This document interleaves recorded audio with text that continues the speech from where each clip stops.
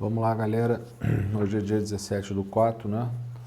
Então a gente vai para o capítulo 6 de História 1, República Oligárquica, a estrutura política. A gente tinha começado até esse capítulo no Zoom, mas devido à instabilidade dele, eu vou gravar essa aula aqui. Não vai ser tão longa para que eu envie antes que comece a aula. Estou aqui no intervalo, mas vamos lá, né? Então, República Oligárquica é o período que vai de 1894, com a eleição do Prudente de Moraes, e vai até 1930, quando o último presidente ligado aos cafeicultores é deposto por uma revolução, né? Ou seja, quando Washington Luiz, em 1930, é tirado do poder pelos tenentes ligados a Getúlio Vargas. E aí a gente vai chegar nessa parte mais à frente, bem mais à frente, né? Que também é uma parte interessante da história brasileira. Uma questão que a gente quer falar, eu vou seguir o slide, né, até o ponto que eu quero, são poucos slides, e depois eu vou ficar só na apostila, né? Mas para a gente ficar atento aí ao que está na tela, né, a gente está vendo que existem dois estados que estão meio que numa gangorra, né, o estado de São Paulo e o estado de Minas Gerais, disputando ou se equilibrando no poder, né, a chamada política do café com leite. Então, a República Oligárquica, que é esse período de 1894 a 1930, também é chamada de República do Café com Leite ou República dos Coronéis e por aí vai. Quando se chama esse período de política do café com leite ou de República do Café com Leite, está se buscando enfatizar que essa república, que contraditoriamente era chamada de oligárquica, porque república quer dizer coisa pública e oligárquica quer dizer poder de poucos, então como uma coisa pode ser pública e de poucos ao mesmo tempo, é contraditório, mas é contraditório e válido esse conceito para mostrar justamente que essa república estava sendo comandada por uma pequena elite, né, que embora fosse pequena era muito poderosa, que era a elite cafeeira, né? E os dois estados que mais produziam café eram São Paulo e Minas. Os outros estados, né, quase não produziam café. O Rio de Janeiro até tinha uma pequena produção e o Espírito Santo também, mas os outros estados tinham outros produtos, né, como, por exemplo, o charque no Rio Grande do Sul, o algodão no Maranhão, o cacau na Bahia, borracha no Amazonas e por aí vai. Mas o que importava e o que sustentava a economia, né, ou melhor, o que sustentava a economia brasileira na época, era o café. O café chegou a representar 70% da economia brasileira. Só que o primeiro presidente ligado aos cafeicultores foi o Prudente de Moraes, eleito em 1894. E só deixou de ter presidente ligado diretamente aos cafeicultores em 1930. Ou seja, os cafeicultores eles conseguiram permanecer no poder por cerca de 36 anos. Né? Como? Né? Já que a maior parte dos estados não produziam café. Então, os cafeicultores eles vão ter que criar, né, uma tramóia, um mecanismo, né, político para que eles pudessem sustentar no poder. E são esses mecanismos aí que a gente quer compreender, a gente vai falar mais adiante, ok? Vou falar agora, né? Qual era o sistema que permitia os cafeicultores sustentarem no poder eternamente? A política dos governadores. O que era a política dos governadores, né? Era um sistema de alianças, né? Então, sem ficar preso aí a uma definição para colocar no caderno, mas para a gente entender, era um sistema de aliança que ligava o governo federal aos governos estaduais. Por isso o nome política dos governadores, porque os governadores dos estados tinham que fechar no sentido de fazer um acordo com o presidente da República, né, com o Prudente de Moraes ou com o Campos Salles, porque esse sistema vai ser criado pelo Campos Salles, né? Se eles não fizessem esse acordo, eles não receberiam verbas do governo federal. Se eles não recebessem essas verbas, eles não iriam conseguir fazer suas obras públicas que haviam sido prometidas em campanha, e aí provavelmente eles não iriam conseguir eleger os seus sucessores. Naquela época não podia se reeleger, então fui governador, ao final do meu mandato eu não posso me reeleger, mas eu posso indicar o meu primo, meu irmão, meu parente, né? E aí depois de um outro governo eu posso me eleger novamente, mas não podia ter reeleição, 2 governos consecutivos, ok? Então, embora não pudesse, o governador podia indicar o seu sucessor. E se ele tivesse feito um bom governo, o seu sucessor teria bastante condição de ganhar. Para que esses governadores fizessem um bom governo, eles tinham que fazer um acordo com o governo federal, onde eles, através desse acordo, receberiam verbas do governo federal e, em contrapartida, deveriam conseguir pressionar a população dos seus estados a votar no candidato dos cafeicultores. Então, era um sistema de aliança onde os vários outros estados que não produziam café no Brasil, né, se eles se submetessem à autoridade dos cafeicultores, eles recebiam verbas para os seus estados e, em contrapartida, tinham que conseguir eleitores para os cafeicultores. Se eles não fizessem esse acordo, eles não iriam receber essas verbas. Não teriam compromisso com os cafeicultores, mas também não receberiam essas verbas. E a situação econômica desse estado se tornaria pior cada vez mais. Então, através da política dos governadores, praticamente todos os outros estados se submeteram, em maior ou menor força, dependendo de cada região, de cada momento, aos cafeicultores, aos interesses dos cafeicultores, para que os seus estados recebessem essas verbas. Em contrapartida, eles tinham que conseguir voto para os candidatos dos cafeicultores, como eu disse. E a política dos governadores funcionava através de um mecanismo que a gente chama de coronelismo, ok? De um mecanismo chamado coronelismo, que tinha como função garantir a vitória dos candidatos ligados aos cafeicultores, e também tinha um outro mecanismo chamado comissão de verificação, ok? Então, a política dos governadores funcionava através do coronelismo e através da comissão de verificação. Vamos pelo coronelismo. O que era o coronelismo? O coronelismo era a prática, de poder que os coronéis, os chamados coronéis, exerciam na República Oligárquica. Quem eram os coronéis? Coronéis não eram necessariamente militares, eram pessoas ricas, grandes fazendeiros, quase sempre, que ganhavam do governo o título de coronel para manter um grupo armado, para ajudar o governo, para auxiliar o governo em caso de rebelião, de revolta. Então, como se fosse uma força paralela, de auxílio às forças policiais e repressivas do Estado. Okay? Então, o coronel ganhava esse título do Estado e ganhava o direito de armar pessoas, armar capangas submetidos à autoridade dele para tomar conta da cidade, para vigiar a cidade. Só que esses coronéis, que eram meio como xerifes dessas regiões do Brasil, eles acabavam muitas vezes abusando do poder que eles exerciam sobre a população. É muito comum que alguns filmes antigos e novelas retratem a figura dos coronéis. No filme Gonzaga de Pai para Filho, mostra, por exemplo, que o Luiz de Gonzaga, o forrozeiro, foi expulso da cidade dele lá no Pernambuco porque ele se apaixonou pela filha do coronel. E o coronel não gostou e expulsou o sujeito da cidade. Então, os coronéis eram meio que xerifes dentro das suas cidades, muitas vezes abusando do poder que eles exerciam sobre a população. Mas o coronel era importante dentro da política dos governadores, não porque eles eram repressores ou coisa do gênero, pelo contrário.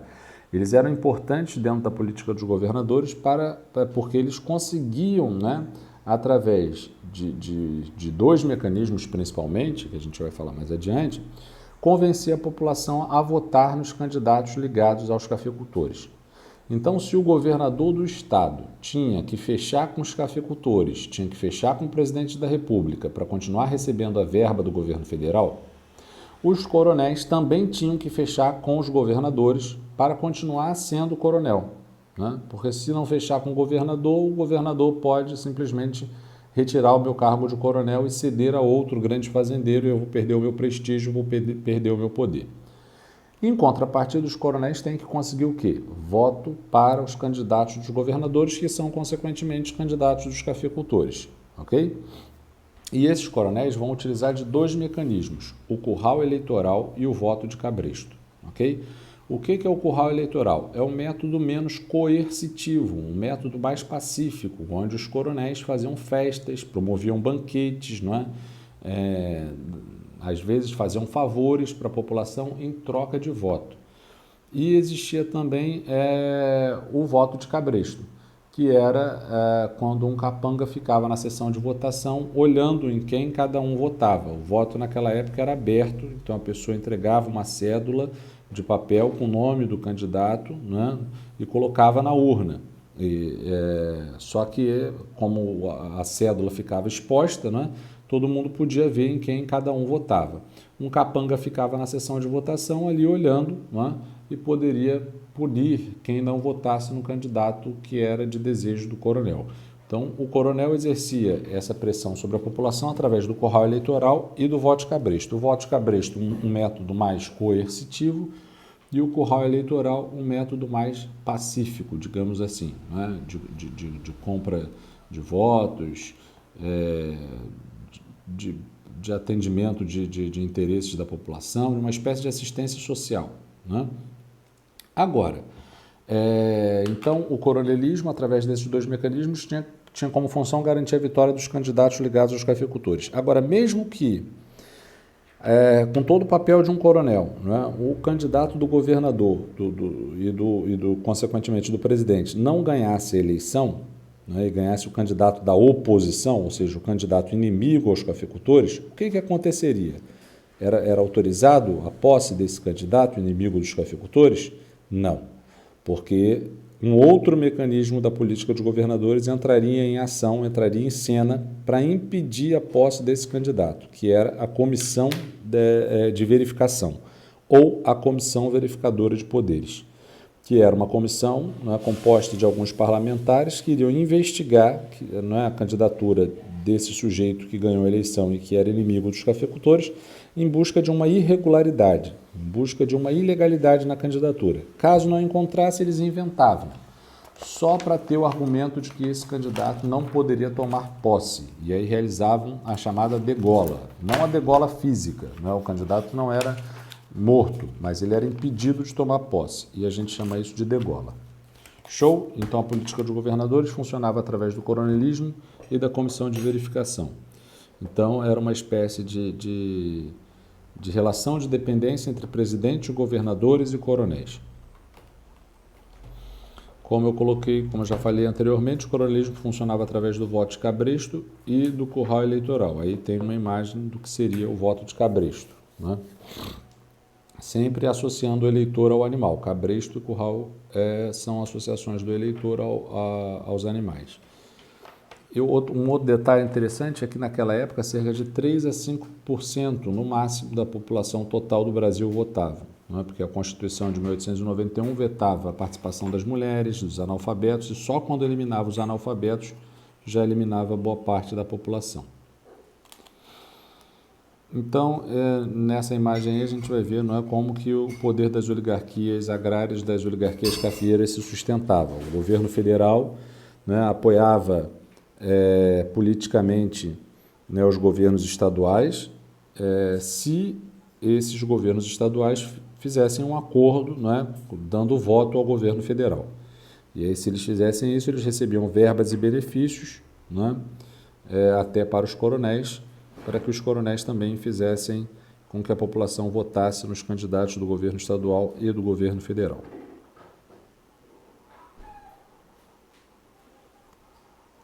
Bom, então já falamos aí sobre a política dos governadores, o coronelismo, e aí, para terminar, né, o texto vai falar só do primeiro governo, né, do Prudente de Moraes, vai falar do Campos Salles, Rodrigues Alves, vai falar até do Marechal Hermes. Vai falar de cerca de 10 governos, mas só vai falar das características gerais de cada governo, né?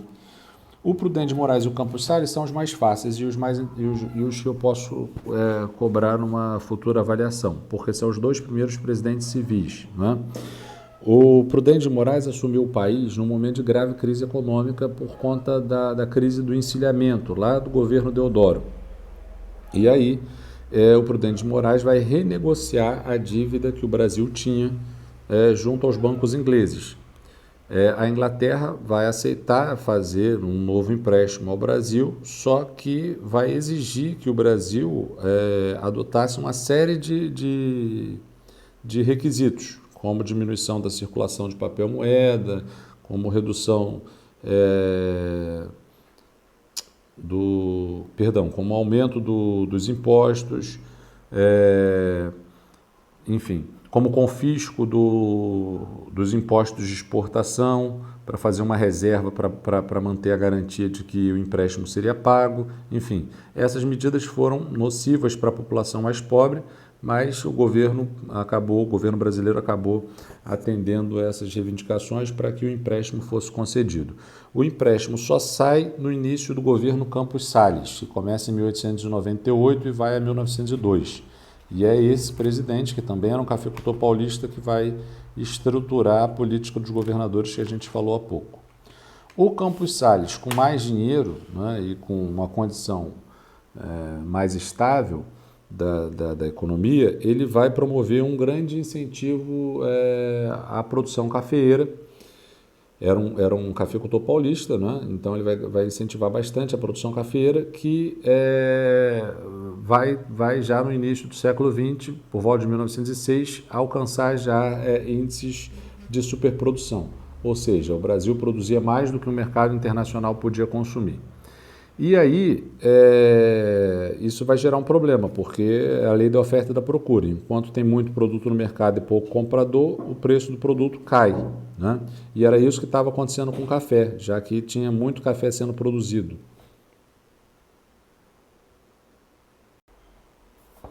Bom, tive que parar aqui, não me lembro exatamente onde eu estava, né? Mas então, o dinheiro entra no governo Campos Salles, ele faz um grande investimento na ampliação, né, da produção cafeeira, só que essa produção vai alcançar índices de superprodução, mais produto no mercado do que o comprador, e o preço vai cair, né? O preço vai despencar no mercado internacional. O café era a base da economia brasileira. E aí o que vai acontecer? Isso vai afetar a economia, porque o preço do café diminuindo também não vai afetar apenas o interesse do cafeicultor individualmente, mas vai afetar a economia do país como um todo. E aí, para solucionar esse problema de superprodução, ao invés do governo tentar controlar a produção, o governo vai fazer um acordo com os cafeicultores em 1906, lá na cidade de Taubaté, em São Paulo, se comprometendo com os cafeicultores a comprar o café excedente, quando houvesse excedente, para garantir o preço do produto elevado no mercado internacional. Então vamos supor que o Brasil produzisse num determinado ano 150 milhões de sacas de café e só vendesse 100. Né? Então o governo iria comprar esses 50 milhões de sacas de café ou sacos de café restantes, né, para manter o preço do produto relativamente elevado.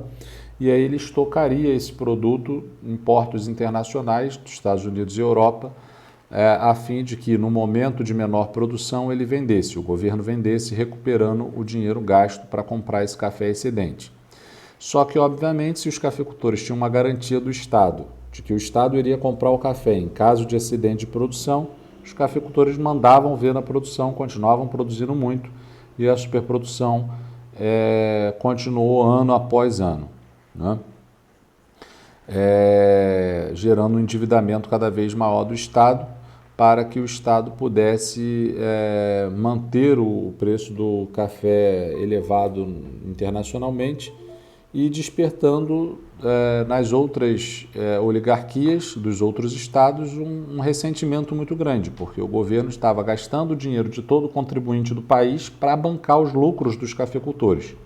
Enquanto isso, os produtores de carne do Rio Grande do Sul, os produtores de cacau da Bahia e as outras elites de outros estados passaram a cada vez mais reivindicar, né, uma participação política maior nessa república. Até que um presidente, né, militar, né, vai ser eleito, um único presidente militar durante todo esse período de república oligárquica foi eleito, que foi o Hermes da Fonseca, que era sobrinho do Deodoro. E aí ele vai tentar instituir a política da salvação, né? ou as políticas das salvações, né? Onde ele vai tentar sanear a política brasileira, acabar com a política dos governadores, com voto de cabresto, com forró eleitoral, porque os militares se achavam como aqueles que eram os mais capazes de promover o progresso, o desenvolvimento do país. Então, para eles, o domínio da oligarquia cafeeira na política era um mal que precisava ser exterminado, e o Hermes da Fonseca vai ser eleito, né, em 1910, conseguindo meio que driblar a política dos governadores, vai chegar ao poder, mas não terá, digamos, suporte parlamentar para conseguir efetuar a sua política das salvações, e o coronelismo continuou regendo a política brasileira, coronelismo, a política de governadores, continuou regendo a política brasileira até 1930. Só em 1930, com a chegada de Vargas ao poder, que esse sistema baseado no coronelismo e na comissão de verificação vai deixar de existir. Então é isso, dúvidas a gente vai tirar pelo Zoom, ok?